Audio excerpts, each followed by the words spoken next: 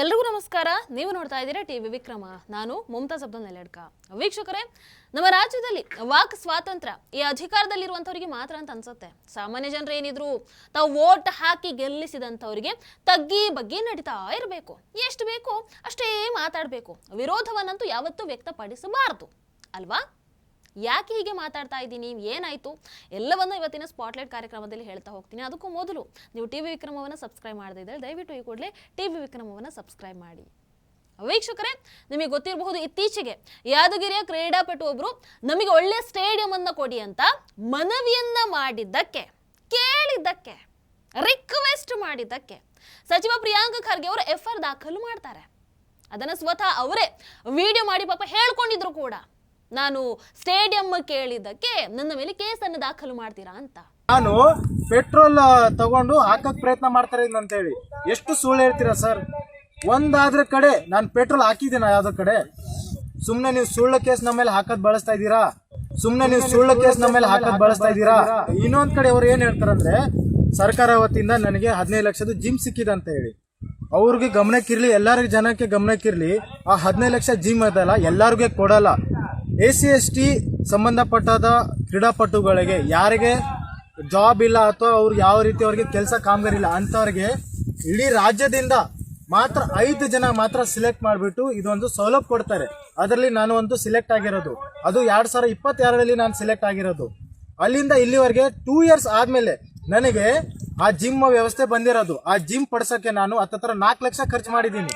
ಅದು ಯಾರ ಜೇಬಿಂದ ಬಂದಿಲ್ಲ ದುಡ್ಡು. ನಮ್ಮ ಡಾಕ್ಟರ್ ಸಾಹೇಬ್ ಬಾಬಾ ಅಂಬೇಡ್ಕರ್ SC/ST ಅವ್ರಿಗೆ ಏನ್ ಸಿಗ್ಬೇಕು ಸೌಲಭ್ಯದಿಂದ ನನಗೆ ಸಿಕ್ಕಿರೋದು. ಅದು ಎಲ್ಲರಿಗೂ ಕೊಡಲ್ಲ. ನ್ಯಾಷನಲ್ಸ್ ಅಲ್ಲಿ ಮೆಡಲ್ ಇದ್ರೆ ಮಾತ್ರ ಅದು ಸಿಗತ್ತೆ. ಇವಾಗ ಸುಳ್ಳಿನ ಅಪರಾಧ ಏನ್ ಮಾಡ್ತಾರಂದ್ರೆ, ಅವ್ರು ನಾನು ಕರೆದು ಕೊಟ್ಟಿದ್ರಂತೆ. ಸರ್, ಅದು ತಗೊಳಕ್ಕೆ ನಾನು ಎಷ್ಟು ಕಷ್ಟಪಟ್ಟಿದ್ದೇನೆಂದ್ರೆ ಅದು ನನಗೆ ಮಾತ್ರ ಗೊತ್ತಿರೋದು. ಅದಕ್ಕೆ ಪ್ರಿಯಾಂಕ್ ಖರ್ಗೆ ಅವರು ಆತ ಬಂದು ಪೆಟ್ರೋಲ್ ಸುರ್ಕೊಂಡ, ಗಲಾಟೆ ನೆಪ್ಸೋದಕ್ಕೆ ನೋಡ್ದ, ಪ್ರತಿಭಟನೆ ಮಾಡೋದಕ್ಕೆ ಹೋಗಿದ್ದ, ಅದಕ್ಕೆ ಆತನ ಮೇಲೆ ಕೇಸ್ ದಾಖಲು ಮಾಡಲಾಯಿತು ಅನ್ನೋ ರೀತಿಯಲ್ಲಿ ಮಾತನ್ನ ಆಡ್ತಾರೆ. ಆ ವ್ಯಕ್ತಿಗೆ ಸರ್ಕಾರದಿಂದ 15 ಲಕ್ಷ ಜಿಮ್ ಮಾಡಕ್ ಕೊಟ್ಟಿದೆ.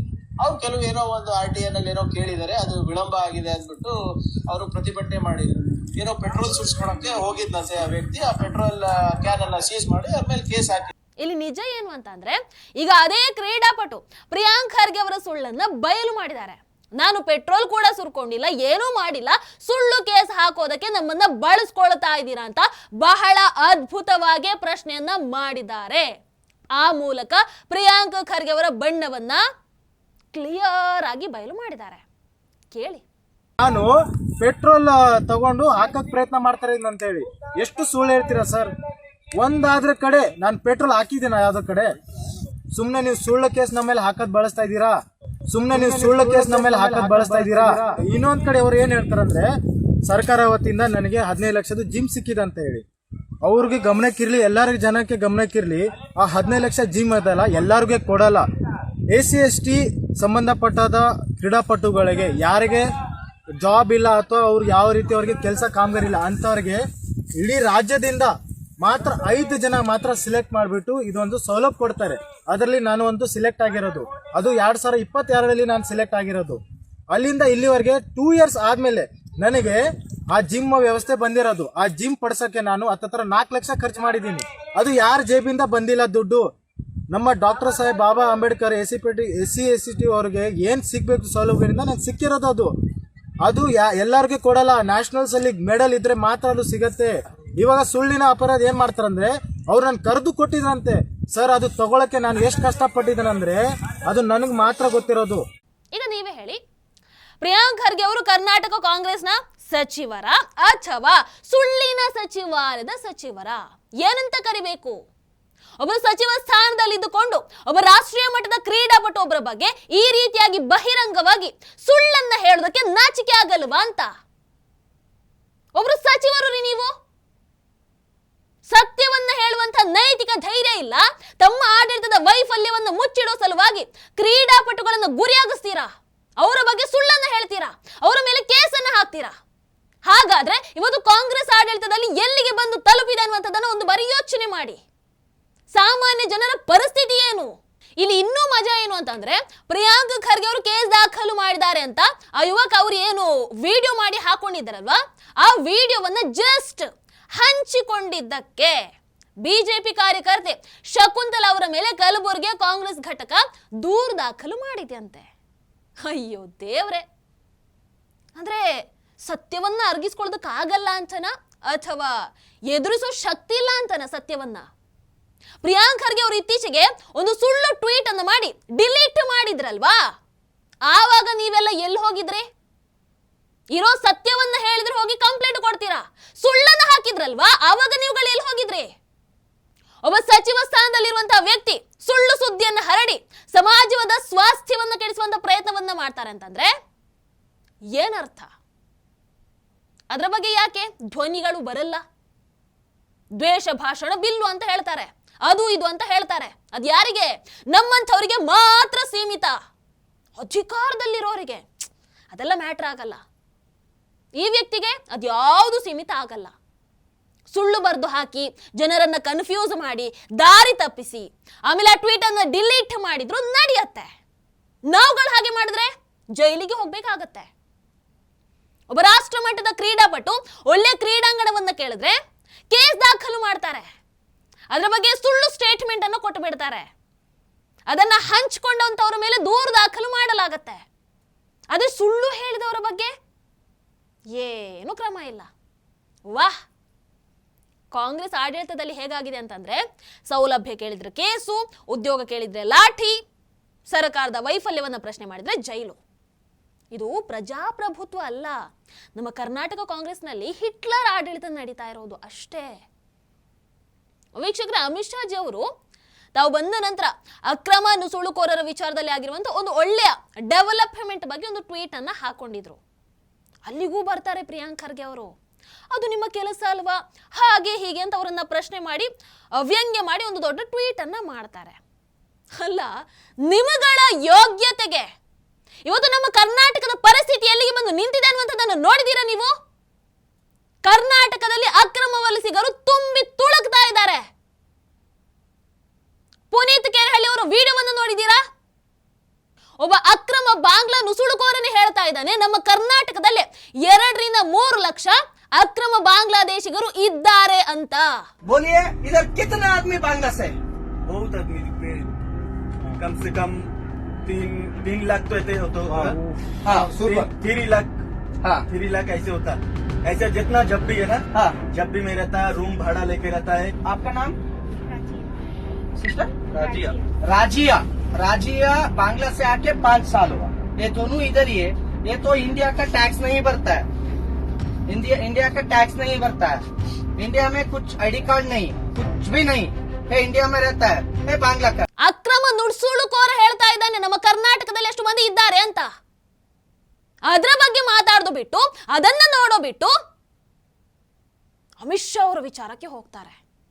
ನೀವೇನು ಮಾಡ್ತಾ ಇದ್ದೀರಾ ಹೇಳ್ರಿ? ಬಾಂಗ್ಲಾದವರು ಬಂದು ನಮ್ಮ ನೆಲದಲ್ಲಿ ನಿಂತ್ಕೊಂಡು ಜೈ ಬಾಂಗ್ಲಾ ಅಂತ ಘೋಷಣೆಯನ್ನು ಕೂಗ್ತಾ ಇದ್ದಾರೆ.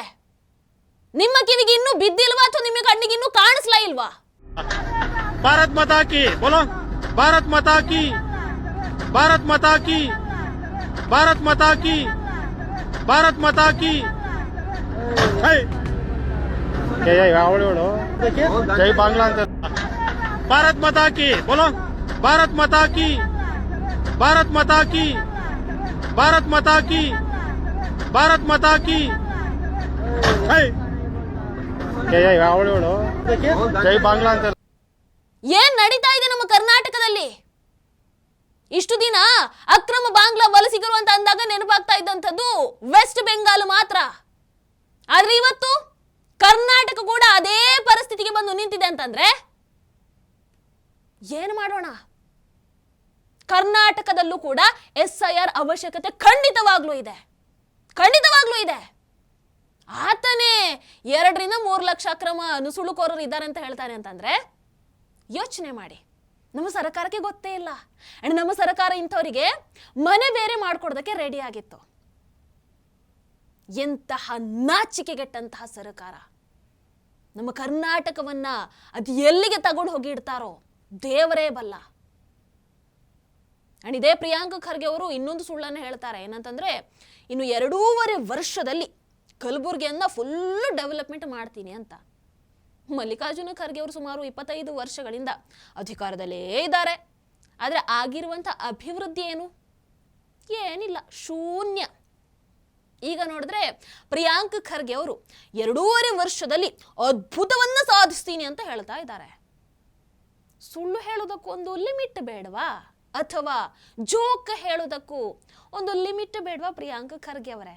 ಇನ್ನೊಂದು ಕೇಳ್ತೀನಿ, 2.5 ವರ್ಷದಲ್ಲಿ ನಾನು ಇನ್ನು ಮುಂದೆ ಡೆವಲಪ್ಮೆಂಟ್ ಮಾಡ್ತೀನಿ ಅಂತ ಹೇಳಿದ್ರಲ್ವಾ? ಈಗ ಆಲ್ರೆಡಿ 2.5 ವರ್ಷ ಆಯ್ತಲ್ವಾ? ಏನು ಅಭಿವೃದ್ಧಿ ಮಾಡಿದ್ದೀರಾ? ನಿಮ್ಮ ಕಲಬುರಗಿ ವಿಚಾರ ಬಿಡಿ, ನಮ್ಮ ಕರ್ನಾಟಕದಲ್ಲೇ ತೆಗೆದುಕೊಳ್ಳೋಣ. 2.5 ವರ್ಷ ಕಾಂಗ್ರೆಸ್ ಆಡಳಿತ, ಏನು ಅಭಿವೃದ್ಧಿ ಮಾಡಿದ್ದೀರಾ? ದಯವಿಟ್ಟು ಗ್ಯಾರಂಟಿ ಅಂತ ಒಂದು ಮಾತ್ರ ಹೇಳಬೇಡಿ, ದಯವಿಟ್ಟು ಗ್ಯಾರಂಟಿ ಅಂತ ಮಾತ್ರ ಹೇಳಬೇಡಿ. ಏನು ಅಭಿವೃದ್ಧಿ ಮಾಡಿದ್ದೀರಾ ಹೇಳಿ? ಏನಿಲ್ಲ. ಇವತ್ತು ಖರ್ಗೆ ಕುಟುಂಬ ಕಲಬುರಗಿಯಲ್ಲಿ ಬದಲಿಸಿರುವಂಥದ್ದು ಅಥವಾ ಸಾಧಿಸಿರುವಂಥದ್ದು ಏನು ಅಂತ ಕೇಳಿದ್ರೆ ಅದು ಕೇವಲ ತಮ್ಮ ರಾಜಕೀಯ ಹಿತಾಸಕ್ತಿ ಮಾತ್ರ. ಇನ್ನು ಮುಂದೆ ಕೂಡ ಅಷ್ಟೇ ಆಗುವಂಥದ್ದು. ಅದು ಎಷ್ಟು ವರ್ಷ ನೀವು ಅಧಿಕಾರದಲ್ಲಿ ಇರಲಿ, ಅಲ್ಲಿ ಬದಲಾಗೋದು ಏನೂ ಇಲ್ಲ. ಏನು ಬದಲಾಗುತ್ತೆ? ನಿಮ್ಮ ಜೀವನ ಬದಲಾಗಬಹುದು, ನೀವು ಬದುಕುವ ರೀತಿ ಬದಲಾಗಬಹುದು. ಆದರೆ ಸಾಮಾನ್ಯ ಜನರ ಜೀವನದಲ್ಲಿ ಏನು ಬದಲಾವಣೆ ಆಗಲೂ ಇಲ್ಲ, ಆಗುವಂತಹ ನಂಬಿಕೆನೂ ಇಲ್ಲ. ಅಂಡ್ ಕಲಬುರಗಿ ಜನತೆಗೆ ಆ ಸತ್ಯ ಈಗ ಮನವರಿಕೆ ಕೂಡ ಆಗಿದೆ. ಕೊನೆಯದಾಗಿ ಕಾಂಗ್ರೆಸ್ ಹಣೆ ಬರಹ ಏನನ್ನುವಂಥದ್ದನ್ನ ಈಗ ಜನರೇ ಓಪನ್ ಆಗಿ ಹೇಳ್ಕೊಳ್ತಾ ಇದ್ದಾರೆ. ಓಪನ್ ಆಗಿ ಒಪ್ಕೊಳ್ಳೋದಕ್ಕೆ ಹೇಳೋದಕ್ಕೆ ಆರಂಭ ಮಾಡಿದ್ದಾರೆ. ಈ ವಿಡಿಯೋವನ್ನು ನೋಡ್ಕೊಂಡು ಬನ್ನಿ. ನೀವೆಲ್ಲ ಉಚಿತವಾಗಿ ಹೆಣ್ಮಕ್ಳು ಫ್ರೀಯಾಗಿ ಬಸ್ಸಲ್ಲಿ ಓಡಾಡ್ತಾ ಇದಿರ್ತಾನೆ. ಎಲ್ಲರಿಗೂ ಕೂಡ 2,000 ರೂಪಾಯಿ ಹೆಣ್ಮಕ್ಳಿಗೆ ಕೊಡ್ತಾ ಇದ್ದೀವಿ ತಾನೆ. ಎಲ್ಲರಿಗೂ ಕೂಡ 200 ಯೂನಿಟ್ವರೆಗೂ ಉಚಿತವಾಗಿ ವಿದ್ಯುತ್ ಶಕ್ತಿ ಕೊಡ್ತಾ ಇದ್ದೀವಿ ತಾನೆ. ಬಹಳ ಸಂತೋಷ. ಕೆಲವ್ರಿಗೆ ಸಿಗದೆ ಇರಬಹುದು, ಅದು ಬೇರೆ ವಿಚಾರ. ಡಿ.ಕೆ. ಶಿವಕುಮಾರ್ ಅವರು ಕೇಳ್ತಾರೆ, ಎಲ್ಲರೂ ಉಚಿತ ಬಸ್ಸಲ್ಲಿ ಫ್ರೀಯಾಗಿ ಓಡಾಡ್ತಾ ಇದ್ದೀರಿ ತಾನೆ? ಮಹಿಳೆಯರು ಹೇಳ್ತಾರೆ ಇಲ್ಲ ಇಲ್ಲ ಅಂತ. ಮತ್ತೆ ಡಿ.ಕೆ. ಶಿವಕುಮಾರ್ ಅವರು ಕೇಳ್ತಾರೆ, ಆ ಎಲ್ಲ ಹೆಣ್ಮಕ್ಳಿಗೂ 2,000 ರೂಪಾಯಿ ಕೊಡ್ತಾ ಇದ್ದೀವಿ ತಾನೆ ಅಂತ. ಹೆಣ್ಮಕ್ಳು ಹೇಳ್ತಾರೆ ಇಲ್ಲ ಅಂತ. ಮತ್ತೆ ಡಿ.ಕೆ. ಶಿವಕುಮಾರ್ ಅವರು ಕೇಳ್ತಾರೆ, ಎಲ್ರಿಗೂ ಕರೆಂಟ್ ಫ್ರೀಯಾಗಿ ಕೊಡ್ತಾ ಇದ್ದೀವಿ ತಾನೆ ಅಂತ. ಹೆಣ್ಮಕ್ಳು ಇಲ್ಲ ಇಲ್ಲ ಇಲ್ಲ ಅಂತ ಉತ್ತರ ಕೊಡ್ತಾರೆ. ಅಲ್ಲಿಗೆ ಗ್ಯಾರಂಟಿ ಹಣೆ ಬರಹ ಏನನ್ನುವಂಥದ್ದು ಒಂದಿಷ್ಟು ಪುಟ್ಟ ವಿಡಿಯೋದಲ್ಲಿ ಕ್ಲಿಯರ್ ಆಯ್ತಲ್ವಾ? ಪುಟ್ಟ ವಿಡಿಯೋ 5 ಗ್ಯಾರಂಟಿ ಹಣೆ ಬರಹ ಏನನ್ನುವಂಥದ್ದು ಕಂಪ್ಲೀಟ್ ಆಗಿ ಎಕ್ಸ್ಪೋಸ್ ಆಯಿತು. ಅಂಡ್ ಕರ್ನಾಟಕ ಕಾಂಗ್ರೆಸ್ ಸರ್ಕಾರಕ್ಕೆ ಇದು ಎಚ್ಚರಿಕೆಯ ಗಂಟೆ ನೆನಪಿರಲಿ. ಇಷ್ಟು ದಿನ ಎಲ್ಲರೂ ಬಿಗ್ ಬಾಸು ಅದು ಇದು ನೋಡ್ಕೊಂಡು ಅವರಾಯಿತು ಅವರ ಪಾಡಾಯಿತು ಅಂತ ಇದ್ರು. ಆದರೆ ಎಷ್ಟು ದಿನ ಅಂತ ಸಹಿಸ್ಕೊಳ್ಳೋದು? ಎಷ್ಟು ಅಂತ ನೋಡೋದು, ಎಷ್ಟು ಅಂತ ಸಹಿಸ್ಕೊಳ್ಳೋದು? ಹಾಗಾಗಿ ಈಗ ತಪ್ಪನ್ನ ತಪ್ಪು ಅಂತ ಹೇಳೋದಕ್ಕೆ ಶುರು ಮಾಡಿದ್ದಾರೆ. ವಿರೋಧವನ್ನ ಓಪನ್ ಆಗಿ ವ್ಯಕ್ತಪಡಿಸೋದಕ್ಕೆ ಆರಂಭ ಮಾಡಿದ್ದಾರೆ. ಮುಂದಿನ ದಿನಗಳಲ್ಲಿ ಕಾಂಗ್ರೆಸ್ ಈ ಮೂಲಕ ತಾನು ಮಾಡಿರುವಂತಹ ಕರ್ಮವನ್ನ ಅನುಭವಿಸೋದ್ರಲ್ಲಿ ಯಾವ ಅನುಮಾನ ಕೂಡ ಇಲ್ಲ. ನಿಮಗೇನನ್ಸುತ್ತೆ? ಕಮೆಂಟ್ ಮಾಡಿ. ನಮಸ್ಕಾರ. ಟಿವಿ ವಿಕ್ರಮ, ದೇಶ ನಿಮ್ಮ ಕೈಯಲ್ಲಿ. ಈ ಕಾರ್ಯಕ್ರಮ ನಿಮಗೆ ಇಷ್ಟ ಆಗಿದ್ದಲ್ಲಿ ಲೈಕ್, ಶೇರ್ ಹಾಗೂ ಕಮೆಂಟ್ ಮಾಡಿ. ಟಿವಿ ವಿಕ್ರಮದ ಕಾರ್ಯಕ್ರಮಗಳನ್ನು ನಿರಂತರವಾಗಿ ವೀಕ್ಷಿಸಲು ಸಬ್ಸ್ಕ್ರೈಬ್ ಮಾಡಿ, ಬೆಲ್ ಐಕನ್ ಒತ್ತಿ.